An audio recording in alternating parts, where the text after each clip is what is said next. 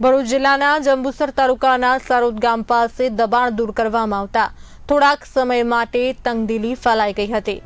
નર્મદા નિગમના અધિકારીઓ દ્વારા સારોદ માઇનોર અને મુખ્ય નહેરની વચ્ચેની જગ્યા પર કરવામાં આવેલા દબાણને દૂર કરવામાં આવતા આની ચર્ચા સ્થાનિક લોકોમાં જોવા મળી હતી।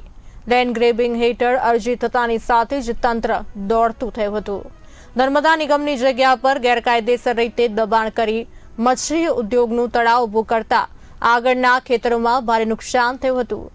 સમગ્ર મામલે જંબુસર તાલુકાના સરોદ ગામના વતની ઇરફાનભાઈ અબ્દુલભાઈ દ્વારા લેન્ડ ગ્રેબિંગ એક્ટ હેઠળ ભરૂચ કલેક્ટર કચેરી ખાતે અરજી કરવામાં આવી હતી। અરજી કરતાની સાથે જ નર્મદા નિગમને આટલા વર્ષ પછી ખબર પડી કે નિગમની જમીન પર કોઈ વ્યક્તિ દ્વારા ગેરકાયદેસર કબજો કરીને મત્સ્ય ઉદ્યોગના તળાવ ઊભા કર્યા છે।